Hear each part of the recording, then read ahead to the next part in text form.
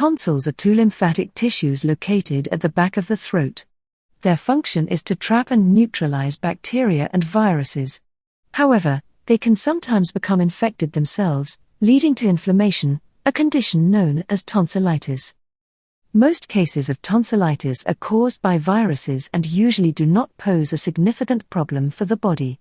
However, around 30% of cases are caused by Group A Streptococcus bacteria, which can create long-term problems for the heart and joints. This is why, when we refer to tonsillitis, we often mean this bacterial streptococcal infection. The first and most common sign of tonsillitis is a severe sore throat, especially when swallowing becomes painful and uncomfortable. The second sign is enlarged and swollen tonsils. The third important sign is white or yellowish patches on the tonsils, indicating bacterial inflammation and pus formation. Fever is also a very common symptom, especially when it is higher than 100.4 degrees Fahrenheit.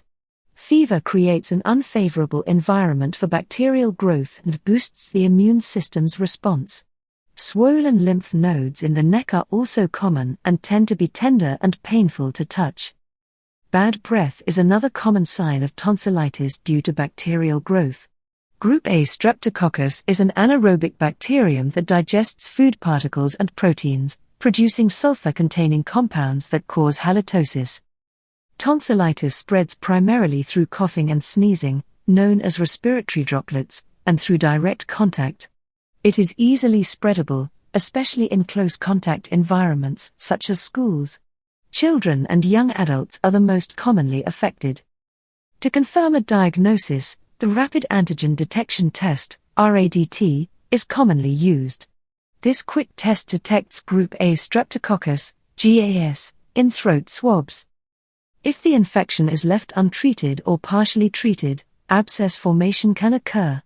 This means pus-filled sacs can develop, worsening symptoms and often requiring drainage and surgical removal of the tonsils to avoid future complications. The condition can also become chronic, recurring several times a year.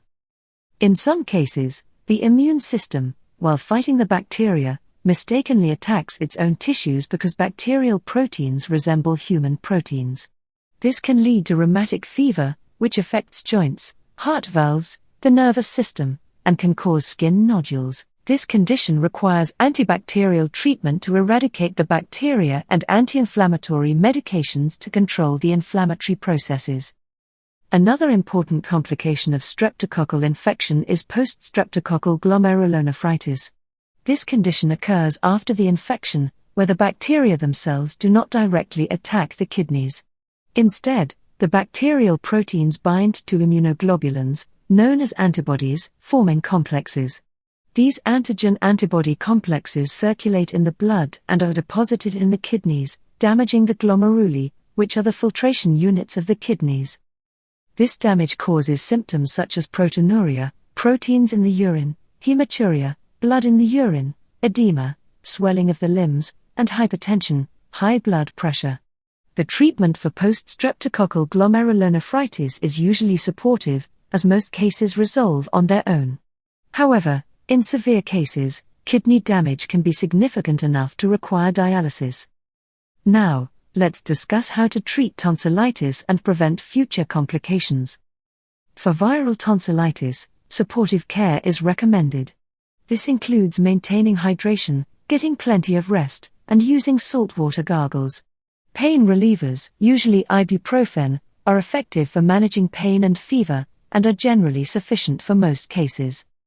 For bacterial tonsillitis, the first-line treatment is typically penicillin or amoxicillin for about 10 days. If there is a penicillin allergy, alternative antibiotics like cephalosporins, macrolides, such as azithromycin, or clindamycin are used. If a person experiences complications, recurrent infections, abscesses, or sleep apnea due to tonsillitis, surgery may be recommended. This procedure, known as a tonsillectomy, involves the removal of both tonsils.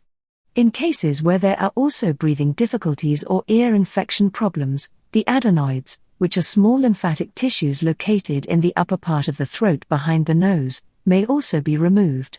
However, Removal of only the tonsils is the more common practice. Generally, tonsillectomy is a very effective treatment for tonsillitis, with few side effects and a high cure rate.